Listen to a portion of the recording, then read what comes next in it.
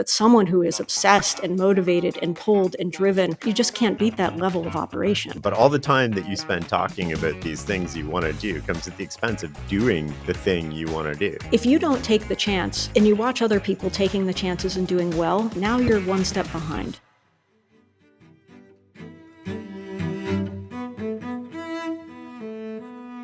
Julie, I think we should just dive right in. Let's start with discipline and motivation. You've said that relying on discipline is the worst strategy you can use and suggest we replace it with something more powerful. Yes. I mean, like one of the things that I think about is that, oftentimes people get the advice that like you have to rely on discipline. And from working with people who are at a very high caliber of operation, one of the things that I find honestly is that, discipline requires a lot of push, right? Like I'm very disciplined about my workout. I'm really going to push it. Motivation is a pull. It is something that like is internal, that fuels you, that drives you. And a number of the people that I tend to work with are very obsessed. Like you don't have to push them to go to a meeting. You don't have to say, hey, Ted, like you have to go to go to work today. And Ted's like, oh, hemming and hawing, he's stoked to go to work. In fact, his wife is probably telling him to turn work off at night at some point, to stop talking about work, to stop thinking about work on the weekends.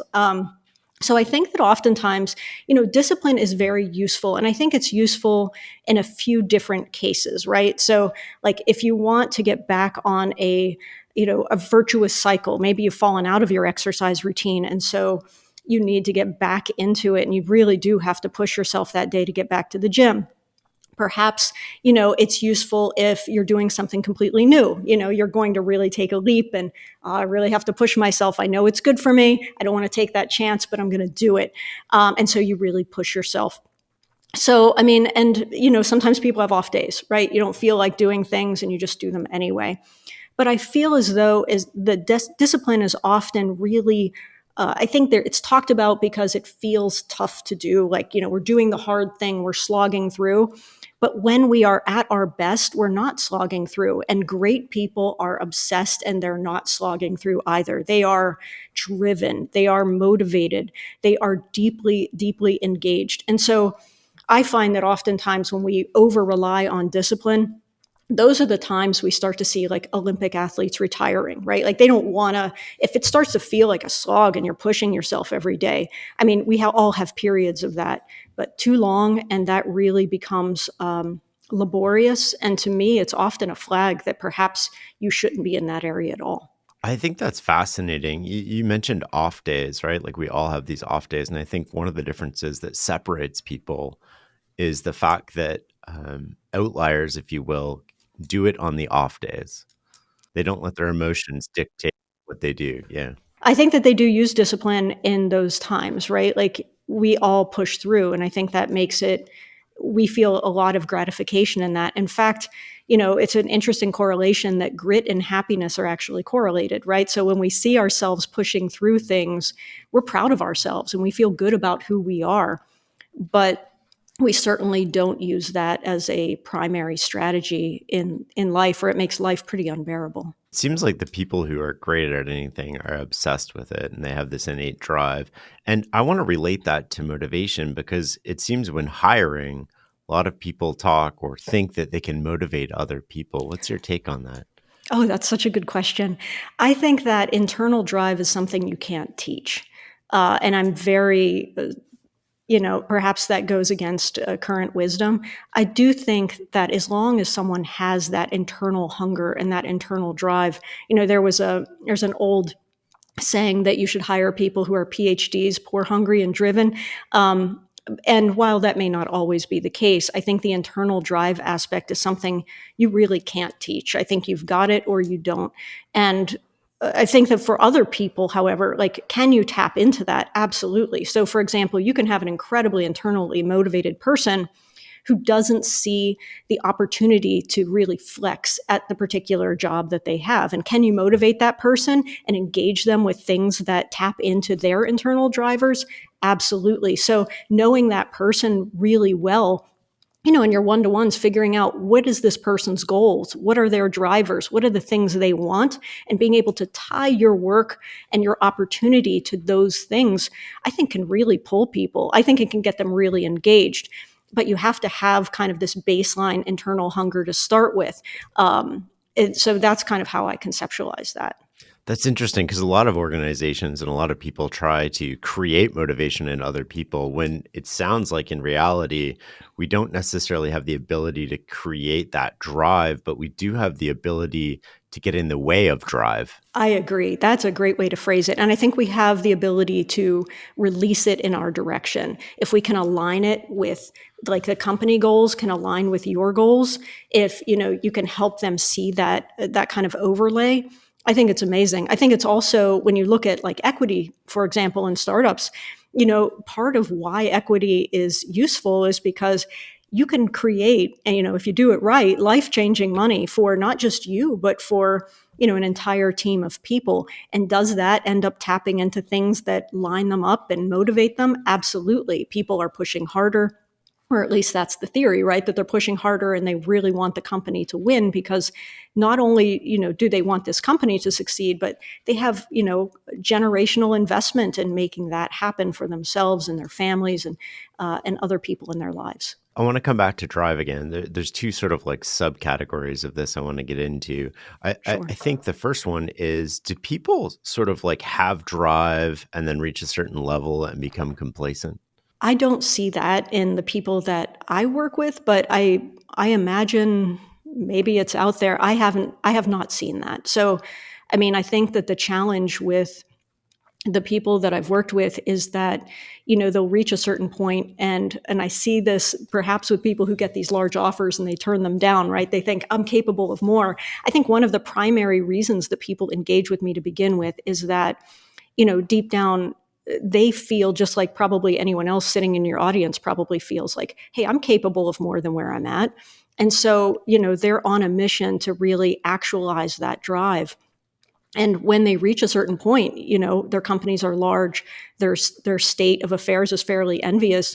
I don't think that goes away. And, currently, I even have someone that I work with, and it's like a very large kind of family business. And the gentleman who is a chairperson is, I want to say he's in his mid 70s or so. And man, that guy is hungry as ever, even though he's just advising, and but he is engaged. And you see that with Warren Buffett and you see it with others. Like, they just kind of don't lose that. And that's where I see, when you talk about motivation, that's a pull that just, it is an endless source of fuel. And then when you tie that with something you're like obsessed by, the researcher who can be in a lab and look at a peptide for 20 years, it's just something that is very, very challenging to beat. And I think that's what really creates a lot of, elite operators, because, you can be interested casually in something, but someone who is obsessed and motivated and pulled and driven, you just can't beat that level of operation. And where does that fire come from? It seems like a lot of outliers have a chip on their shoulder, if you will. That's it's interesting, because there's a lot of people who talk about that chip, and there's a lot of controversy I think I've read around, should you be using these negative things to fuel you? And, I'm a big fan of using negative drivers as well as positive drivers. I think if you have deep rage, deep anger, deep resentment, it's how you channel that will make it beneficial or detrimental. I mean, those things can be absolutely destructive, and people can really kind of, burn their own homes down with that kind of energy. But channeled properly, that energy is also a force to be reckoned with. And so I think that chip on your shoulder can be a real motivational pull for a lot of people, because there's nothing that they will ever reach that will fully prove it wrong, right? I mean, so that becomes that endless source, that your third grade teacher told you you'd never amount to much, and now you have, you $50 million in the bank, but that's still not enough. I'm going to still show her, right? Like, I'm still going to push that forward. And it isn't so much about her, but proving it to yourself. And that's when it really becomes quite a motivator. And if you talk to people, you'll still hear these kind of echoes, as you've said, of people who have chips on their shoulders and they're still running hard. A friend of mine, Josh Wolf, who says chips on shoulders, put chips in pockets, right? Yes, yes, Josh is very famous for that one. I love it.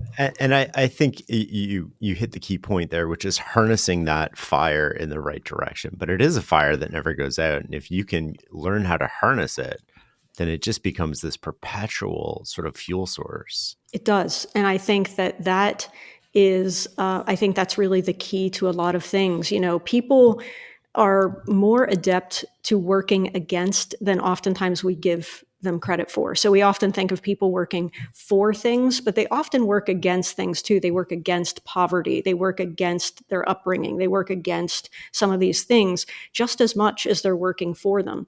And, you know, some people are very fear driven. And we talk about fear as being very negative, but it also can be very positive. You know, like there's Muhammad Ali and others. I think it was Mike Tyson who said, you know, Tyson would say that he was afraid, you know, every single day that he was going to be humiliated in front of groups of people.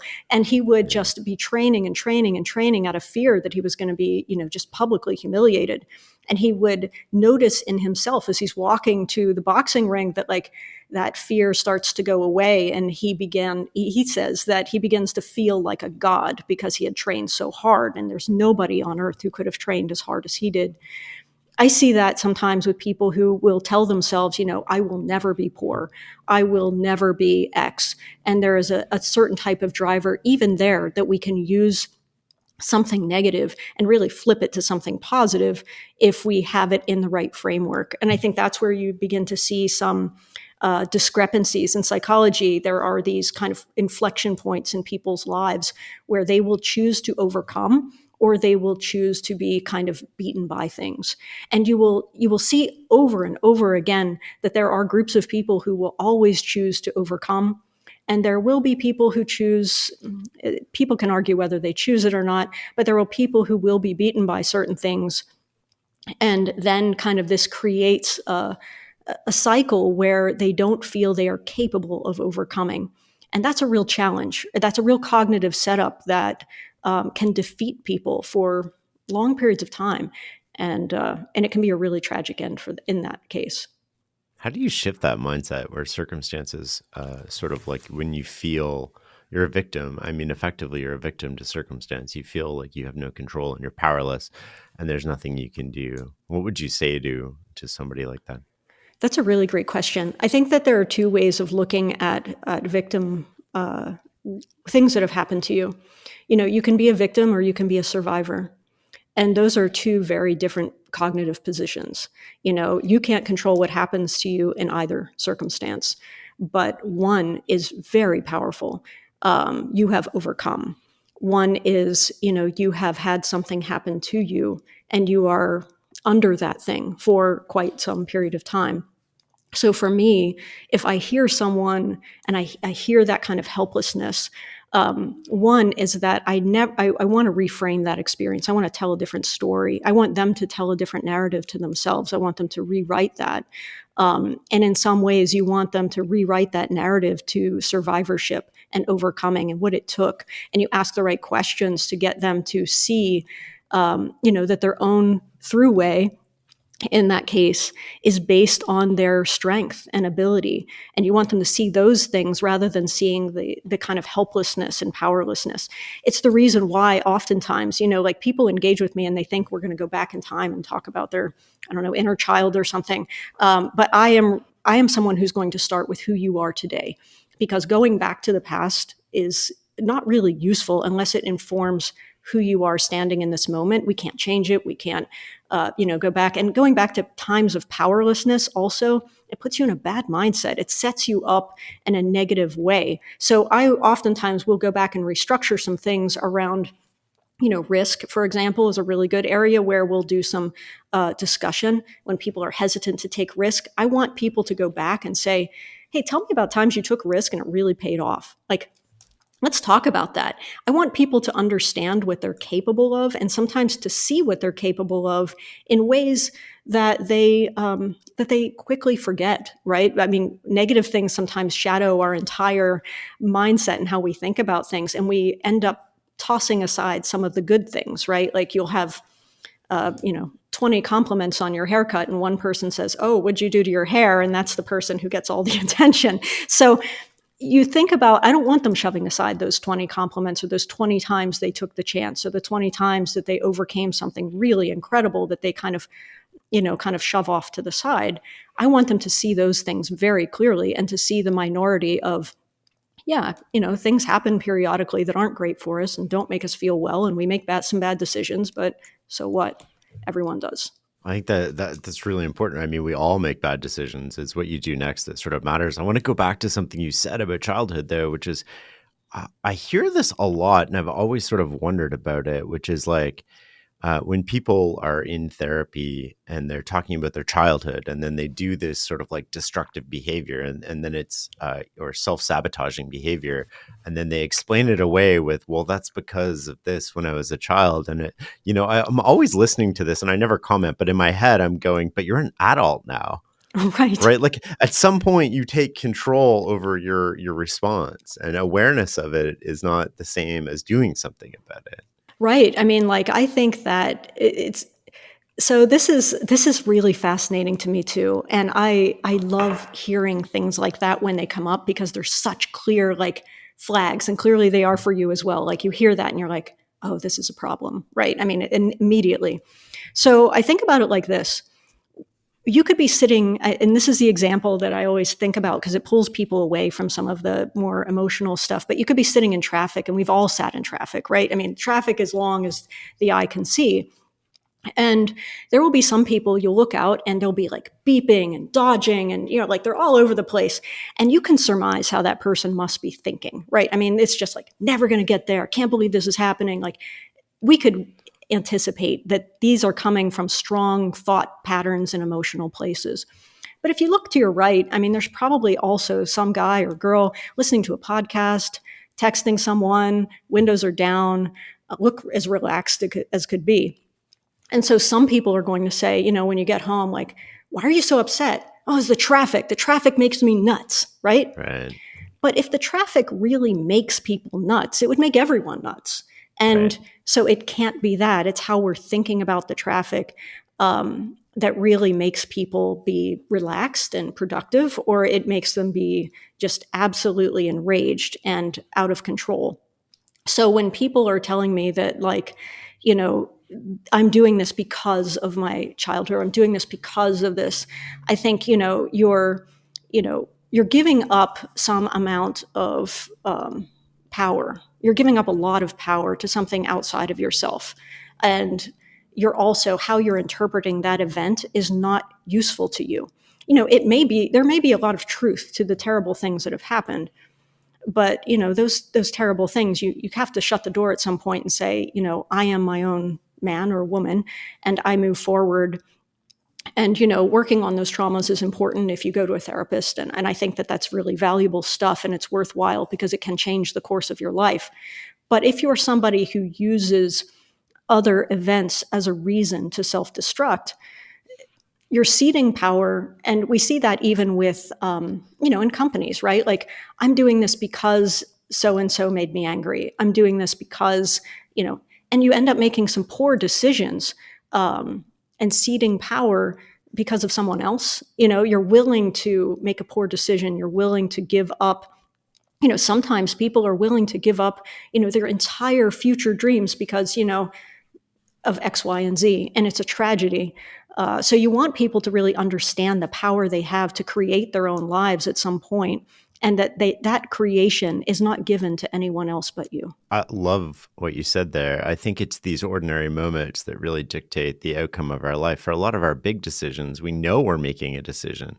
We're well aware of it. But in these ordinary moments, when things like this happen, we sort of tend to react without reasoning. And when we do that, we put ourselves in an increasingly bad position, right? You go home, you yell at your spouse. Well, now your whole weekend's wrecked. Your marriage might be wrecked. Like, all of these things sort of like compound. And then you can't be present at work because you're solving something at home. And we just don't realize how these innocent little moments can derail us and put us in a worse position. I agree. I think that, like, being intentional and being deliberate is something that we let life happen to us, right? And we don't decide that we are going to control the trajectory of it. And I think that that's true whether it's in the small moments and sometimes even in the large ones. Like people will stay unhappy at a job or stay unhappy in their role, and they'll just stay unhappy instead of just saying, hey, like eventually they'll reach a point. And this is true for everyone, right? Like they're unhappy, they're unhappy, they're unhappy. And then finally, I've had enough. And all of those excuses they've used, there will come a point when none of them matter and they're going to take that leap. But why does it have to get to that point? And why can't we kind of flag things earlier on? And I think early intervention, I talk about that notion of like fighting up front. Early intervention in almost every case is worth it's worth the attention, the hassle, the time that it takes, because those are the moments that allow you to really gain ground and to have a much more productive future, to have much more productive relationships, to be more productive at work, is to really intervene early. And I think intentionality is really the key. Thinking about, how you want your life to look and what you're willing to put up with. What kind of standards are you holding for yourself, and how do you value yourself? And a lot of those are around, when you take action, and how much you give and what you're waiting for and how much you're willing to take. There's so many things in that response that we're going to talk about later in this show, including fighting up front and the standards you set for yourself and the people you allow around you. Before we get into that, I want to ground people in sort of imaginary rules, if you will. What are they, and how do they work, and how do they get in our way? So the thing about imaginary rules that I think are really interesting is that, we're all raised with rules, and some of those rules are great, right? They teach us to be well-mannered and not to get arrested and how to operate in society and all of those things. And I think those are fantastic. But we are also simultaneously ingesting other rules that are unspoken and that are really unsubstantiated, right? Like what is possible for us? What are the things that we can do? What are we capable of? What are we capable of earning or doing or creating? And I think that those things are ingested and we don't talk about them. And then we end up becoming we're raised in ecosystem, like echo chambers and kind of little systems of operation that are reinforcing these rules all the time. The rules that we don't challenge, the rules we don't talk about. And, unless you find a way to expand beyond yourself, and the internet makes that wonderful, by the way, but, unless you find ways to expand beyond yourself, these imaginary rules that you carry around often keep you very small, because you will limit what you feel you can do. You will limit how much you feel you can earn. You will limit what you feel you're capable of because you've never seen it, and also because other people have reinforced it. I don't know about you, but when you grow up, sometimes you have a very limited world.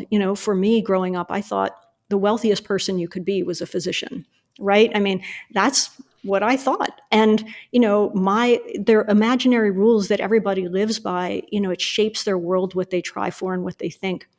And then you start to see outside of those imaginary rules, and all of a sudden they start to break. Those are incredibly important moments in people's lives.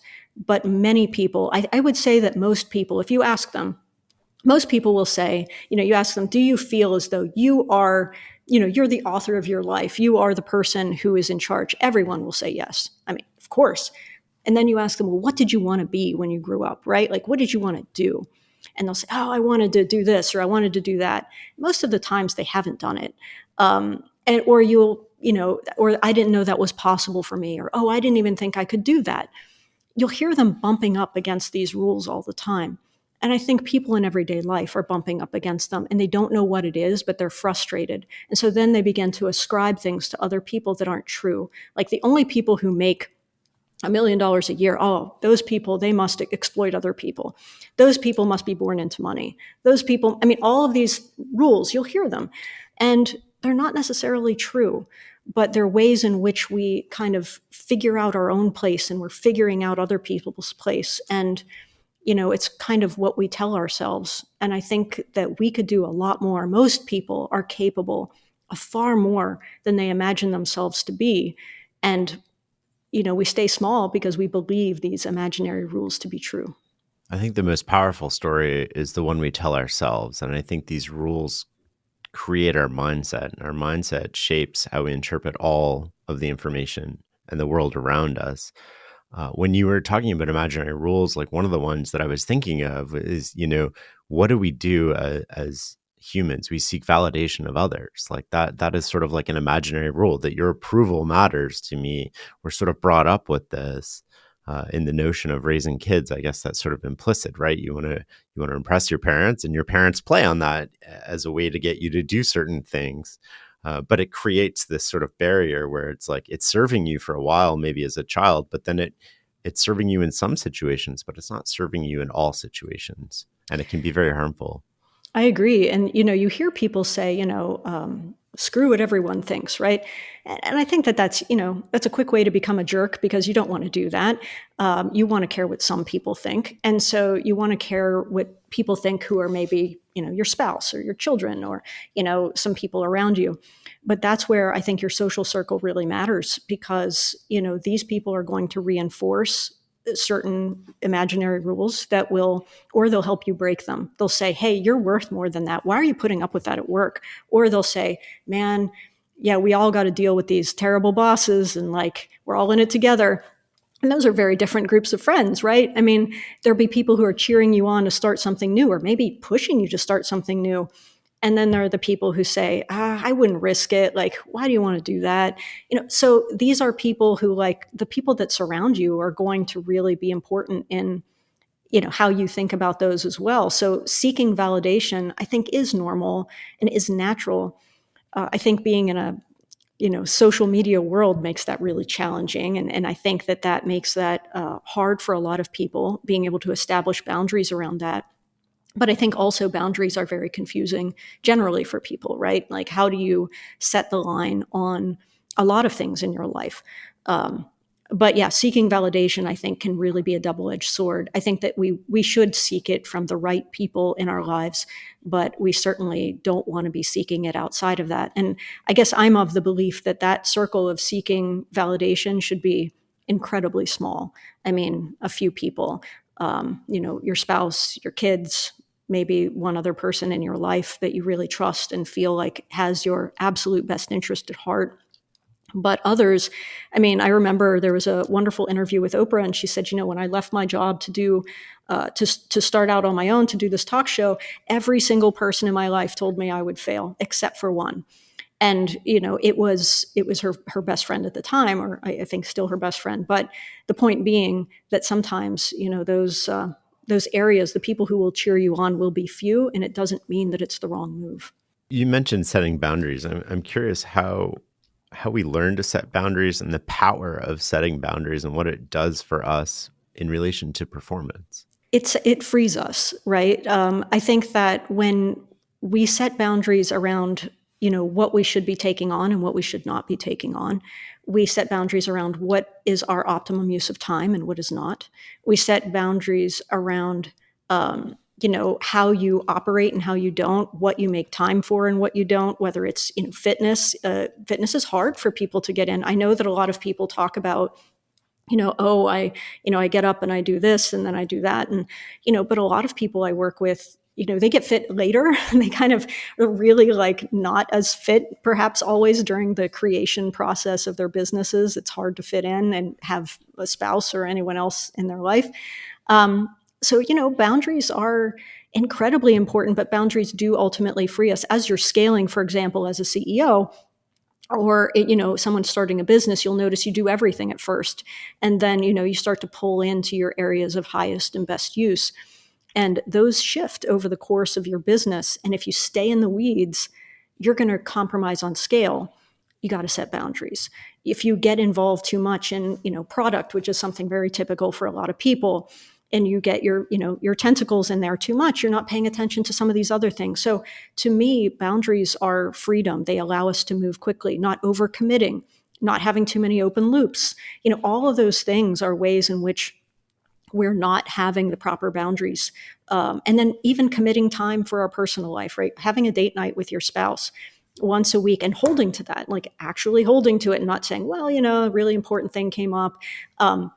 So boundaries do free us and they allow us to live our best life, but we have to really enforce them and we have to be really clear on what they are. And we have to communicate that clarity sometimes to others in ways that sometimes make people uncomfortable because we like to make people happy. And setting boundaries makes very few people happy. It will make you happy eventually, but with other people, I think their tendency is to kind of push and test, but you have to really hold on to that so that you're able to operate in your highest use. I like the idea of boundaries a lot. You hit on in that answer, you sort of hit on sleep and nutrition and relationships. And I sort of view those as the foundations of which you're building your house on.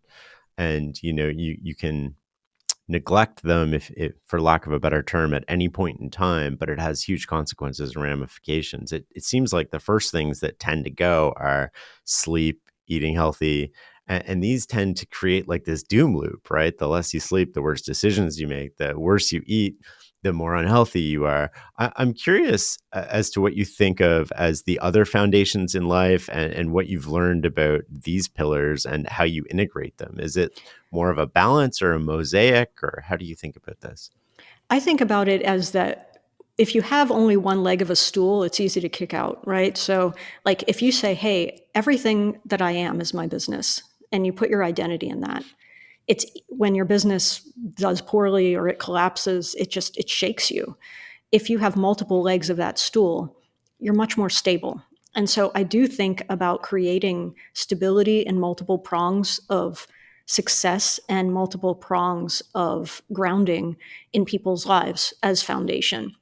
So, for example, like if your relationship is very conflictual or high conflict, that's going to eat into your headspace in your work. So take care of that. Like make it a priority and be good about it. If you're going to invest in that, I mean, there are some people who will say, look, maybe this isn't the right time for you to be in a relationship at all. That's fine.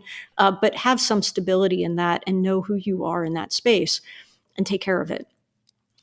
If you're going to be somebody who, in other foundational items, as you've mentioned, like with sleep and eating and nutrition and all of those things, be good enough that it provides a level of stability and foundational elements. I think about medical needs too.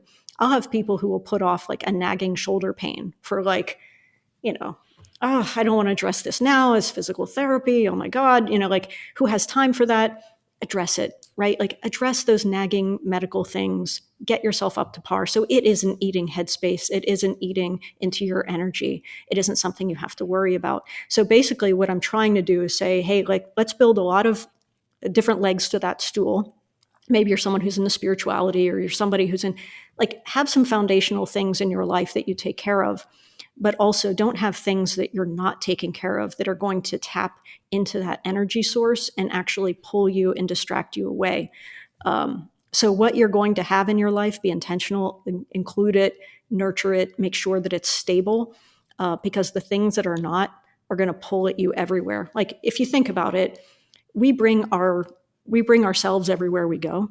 And so those things that pull at us or that take from us, that is also going to be reducing our effectiveness or our mood stability and some of those other things in our work. We think we're good at compartmentalization, and often we're not as good as we think. Well, we think we're not talking about it, so it doesn't affect us. That's very different Right. than, sort of like compartmentalizing the whole thing, because it does seep into you. You can't be good at work if you're not good at home. I think that a lot of times people will use being good at work as an escape if they're bad at home. So, like, for example, you'll see that sometimes people who reach pretty great heights aren't always the best dads. They're not always the best husbands. Sometimes they are. They're phenomenal. So I don't want to make that a generalization. But I think that it's also very easy to be pulled into areas where we feel competent and good and where we feel rewarded and where we feel that we're winning. And it's hard to go into areas where we might be falling down, we might be dropping the ball, we might need to do some work. So I do think sometimes that can also reinforce a very bad cycle where, oh, things are really crappy at home. I'm going to stay at work for an extra 2 hours, and I'm really going to get set the company up for this big win, and you feel good, and everyone pats you on the back, and you're creative and you're productive, and then you go home and you feel like Yeah. you're losing and life isn't going quite as well as you'd hope. I wonder in those cases, in the moment, we're not thinking in the future, but I wonder what the hindsight is in 20 years Mm, for people who choose that, right? If they feel like that trade-off was worth it, if they consciously even made that trade-off, right? Versus right. unconsciously making that trade-off. I And don't know. That's a really good question. I mean, the whole notion of regret minimization, I think, hits us when we're already at the point where we're regretting. Um, but I would hope that people are thinking about those types of things. There was a guy that I was able to speak with in the past at some point, and he said he'd always bring a note card with him, and he would write on that note card, how am I going to be the best, like one thing I can do to be the best, like husband today, dad today, CEO today. And he just like had one thing that like, and maybe it was something really stupid for his kids, like he's going to swing by the store and bring home some candy, or he's going to like take everyone out for ice cream after, or maybe it's just watching a movie or playing a video game with them. With his wife, maybe it was just like, hey, I'm going to make sure that I'm, affectionate, or I'm going to do something, whatever it is. But he would always have one intentional thing. And I always thought that was really interesting that he had something to make it intentional to be better in multiple spheres of his life. You're not going to hit 100 all the time, but it was still a really nice, I think, way of moving forward. I like that. And it's easy when it's one thing too, right? So you're not focused on a whole list of things. You're just like, Right. there's one thing I can do today to improve this, and I'm going to focus on that. Yeah. Well, what are the common sort of patterns, at the risk of generalizing, common patterns that you see in sort of outliers that you deal with? I love when I deal with people who are outliers because they are resolutely like themselves. I think that they tend to be very quirky people as individuals. And I think it almost is a forcing function to pushing them where they end up going, right? Like if you're somebody who easily, I often wonder, and this is just my own theory, right? Like if you're somebody who easily fits in the crowd and you're somebody who's very much like the people, I think it's easy to kind of tampen other areas of your life to be a part of those people and to be a part of those communities and to be socializing and doing all those things. And these are often people who are a little quirky and maybe aren't the most popular person in high school, but they are all smart and they are all, really focused.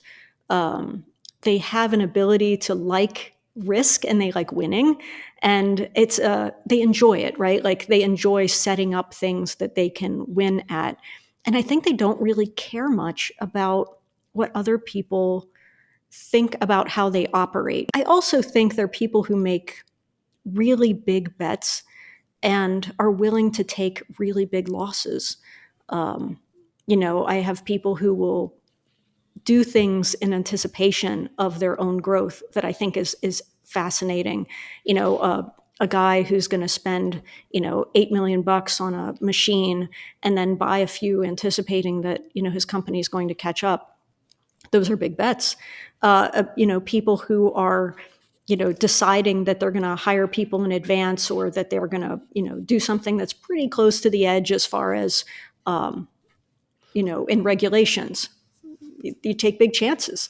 And I think that they enjoy those kind of big swings. I think part of the enjoyment, and correct me if I'm wrong, is that you go all in on something. So you're sort of like, you've burned the ships, you've landed Yeah. on the island, you've made a bet, and you've had the courage to take that risk. And then you've cut off all of your exit paths. And my theory on this is that that forces 100% focus. And we can do amazing things when we're fully focused on one thing. I think that's absolutely true. That like I think that there's a truth and a non-truth in that, if I can push back on some of it. Yeah, please So I do. think that like there's a truth in that there's a lot of power in focusing on one thing. I don't think that they see themselves burning boats, because I think that they see that no matter what happens, they'll figure it out. Right. I don't think that they're going to say like, "Oh, I'm going to lose it all if this happens." I think they'll Yeah. say, "Well, I'll figure out another way," right? Like, and I think that that is a common trait, that they'll say. There's not just confidence in taking on the task. There's confidence that like no matter what happens in uncertainty, that they'll figure it out. And a lot of times, they're often Yeah. people who are learning new skills all the time. So I don't think the boats are always ever entirely burned. I think they see that there's probably a dinghy out there they can take somewhere. Um, but it's fascinating because they do go all in, and I think and they'll do things that are just ridiculous and audacious, and I think that is fun to watch and be a part of. That kind of, well, why not? Why can't I do this? And it pushes against those, imaginary rules that we talked about earlier, where people would say, "Oh, you can't do that," and yeah, Yes, I can. some random guy is doing it, and Yeah. it's working out. And I think it's a fun game for them. You mentioned confidence. That there's an interesting thing that I see with people, which is a lot of people who don't do things and they talk about them. And this is anecdotal, of course. And Hmm. maybe you can correct me if I'm wrong here. They tend to not have the confidence to get to the outcome, whereas people that I see that do things have the confidence to take the first step, and then confidence that they'll be able to figure out, wiggle out, hustle, like whatever they need to do to Yeah. get to the next step. Yeah, I think that there is a very strong link, more than we think, with like hesitancy and self-esteem. So, for example, I think the more you hesitate, you see other people doing things, you watch, right? And like, if you don't take the chance and you watch other people taking the chances and doing well, now you're one step behind. And then you watch them continue to take chances. Now you're three steps behind. And you watch them just continue over the course of a year. You're watching someone blow up and do great, and you know that person well. And like, man, that guy's doing it. And here I am still thinking about that idea I had, and I didn't do it. And it's an erosion of confidence just over and over and over again, that hesitancy. And so I do think that even if that bias to action and the ability of people to make those moves, as you said, you watch them do it and they do it over and over and over again. They know they can figure it out because the first leap, just taking that leap, is like a shot in the arm. And it makes you feel a little bit more confident because you made that leap, nothing went wrong, and now you can figure out, can you do the next one? Can you figure out the next step? It like, confidence stacks as you begin to continue to take risks. But I also think that hesitancy pulls you into this kind of negative loop where it builds on itself too, and you really have to be cautious that things don't kind of set on the table and you just kind of look at them as you come in and out, because that will keep happening and you'll keep looking at it and it will keep bothering you. And then eventually you just feel like you'll make up some rationalization why it didn't happen. Like, oh, I'm so glad I didn't do that because I didn't really have the time, or I got to spend a lot of extra time doing this, or Right. whatever it is. But you'll find a reason to rationalize it. And eventually it will go to the place where dreams die. And there will be a lot of other things that will set in that bucket with it. And it will be unfortunate for you because you never got to see what would happen. I think confidence comes from how we talk to ourselves. Would you sort of agree with that? I would. I think Like, that it definitely comes from how we speak to ourselves, but also just how we think about ourselves as, and those are two distinct things, right? Like how we talk to ourselves, how we think about ourselves, um, how we conceptualize ourselves, who we see ourselves being in the larger space. Um, and I think that is a really important thing, and it's also why I really dislike sometimes when people will say, like, never forget where you come from, right? Like, yeah, I mean, I guess there's some value, but like, if you're evolving, you shouldn't be the same. So someone saying, "Oh, you've changed," yes, consider that a compliment, right? Like, you want to change, you want to be different, you want to grow. And I always feel like when people say things like, "Don't forget where you come from," sometimes it's a way of saying, well, remember you're not that great, right? Like, remember that you're still that person from X. So I do think that sometimes, if you're ever on Twitter, it's what's really fascinating is that you put something big and bold out there, you'll always get people underneath. You get a lot of cheering folks, but you'll get people underneath who will try to like set you straight, right? Of why things won't work, why things won't happen. And I always, like, every time I see a response like that, I always think, oh wow, like, I am so sorry. Like, this is a framework that is going to it's going to keep that person small. And I always hope that there is a way in which they can see that, like, this isn't the only way to look at it. Like, keep following along, like, keep being a part of things, and don't give up on reading some of this stuff, because it'll hit eventually, hopefully, as you watch people doing some of the things that they talk about doing. Have you ever noticed that nobody like trying to knock you down or tell you no, that's not how it works, has ever actually done the thing or, done anything for that matter that sort of would give them the credibility to say that? It's never an outlier who's like trying to knock you down. You're right. I mean, it isn't like Sam Altman swoops down from the wherever he's at and says, you're never going to do this.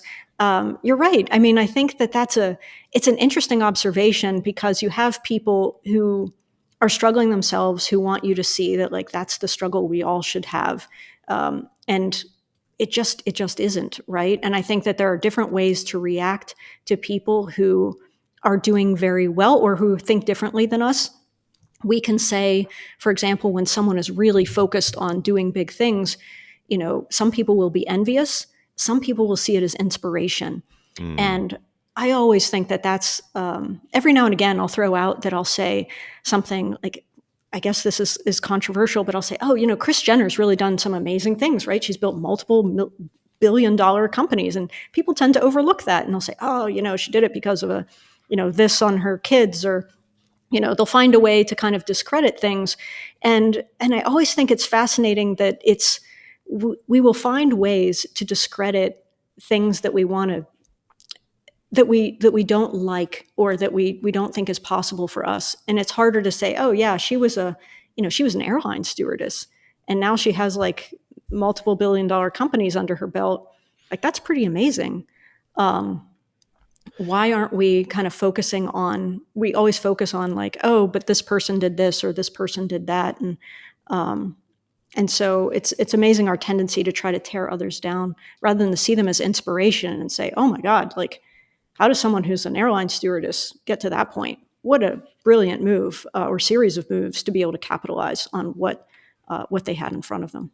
I think that's so interesting. You hit on something there that, and I'm thinking out loud here, so apologies if this comes out wrong, but like we tend to discredit things in other people, maybe that we're envious of, or that we could have seen ourselves, follow a similar path, or we didn't get lucky, so we want to discount their. Yeah, I think we have to put it on luck, right? Like, they got lucky. I think that's a really good observation. Or that, like, we see things that other people have done, and we'll have to find immediately a reason why they did it and we didn't. Like maybe they're a bad person and we're not. Or, they are not as immoral as we are, or they are not as something as we are. Like, I often hear that people who are very wealthy exploit other people. And, like, that's certainly, if we want to look at where bad people are, I mean, there are so many people who are abusive parents. And I mean, it doesn't always have to do with wealth, whether you're a good or bad person. There are bad people everywhere. There are great people everywhere. And I think that we always have to find reasons to make ourselves feel better. We're telling ourselves certain messages to keep us comfortable with where we're at. And I think that's a really important point, that, like, should we really be as comfortable where we're at? I don't think that we should be uncomfortable, but I think that we should be grateful for what we have and where we're at, but always feel like, hey, could we do more? Would we be happier if we were able to do this other thing? And sometimes, the end goal is not what people think.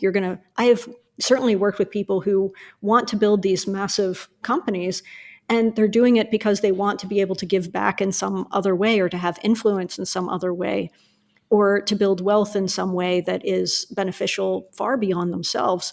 But those are often not the stories that are told, or the things we don't focus on. We focus on the very, loud, bombastic, radical actions of some people that capture headlines.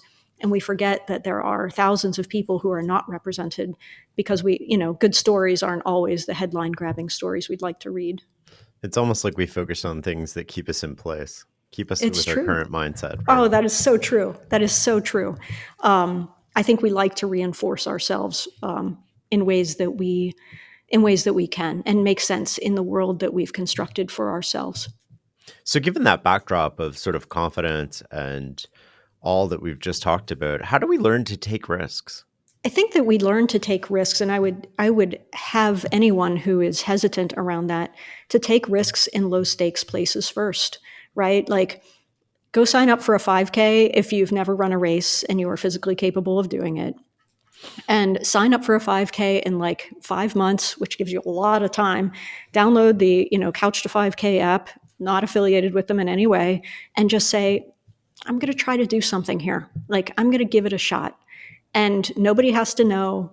It's not about your work. There's no kind of public anything about it. It's just you, and do something small for yourself and like nail it. And I think that if you can do small things, even if it's just smaller than that, right? But challenge yourself to build something in your garage, challenge yourself to be able to lift a certain amount of weight, challenge yourself in some small way where you're going to take a risk and go outside of yourself. It translates. And what you start to notice is that when you start having some wins outside, you will start to pull that mindset in your work and your business. And, you get a little bit of a swagger to you that I think is really healthy. Yeah, definitely. I think swagger enables a lot of things in life. Well, it's interesting that you said, you don't have to tell anybody about it. It used to be common wisdom that we would sort of like state your goals publicly because that's going to make you. And now it's so maybe that happened before it was so easy to share our goals publicly. And now I feel like people get as much validation from sharing them as actually doing them. But all the time that you spend talking about these things you want to do comes at the expense of doing the thing you want to do. Absolutely. And research in psychology shows that when you share your goals and people give you praise, it actually pulls from motivation to achieve them. So it's why vision boards aren't really all that great for you, because you look at it and you tell your friend, like, hey, Ted, look, like I'm going to buy that Ferrari one day. And he goes, oh, that's so cool. That's so amazing. And you get that reward center hit. And now, like, it's your motivation's a little bit different. I think that oftentimes if you wanted to do something like that, instead of doing like a vision board, do something like a progress board, right? Like have things that you can watch yourself getting closer along the way, rather than just like, this is the end goal, this is amazing, because you don't want to hit that reward center. Just like on social media, I know everyone's a big fan of like building in public, and I'm not. I'm absolutely opposite of that. And I'm much more of the Sun Tzu, like, let your plans be dark and impenetrable as night, and when you fall like a thunderbolt, right? Like that's more how I would think about operating. You get yourself together, you know what you're going to do, you put your head down, you do it. And then when you fall, I mean, like, pull back the curtain and let people see. And you can get the praise if you want it then, or get the criticism then. But when you're talking about your goals online, oftentimes you get people who give you feedback, people who say certain things, people get in your head, people give you suggestions. And unless you want those things, like, I don't know how useful it is. And I feel like it's often a detractor. And I don't see that as being common with other people. Google doesn't say, hey, we're really thinking about doing X, everyone.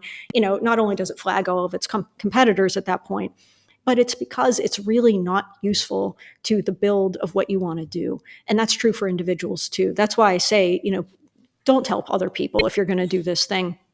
Just make it you versus you, and do the thing that you want to do, and make it personal. And make yourself proud. And then again, like you see again with that grit and happiness correlation, and then you're accomplishing a goal. So that's building confidence. All the research really stacks in your favor when you start to do these little things, and they lead to big changes.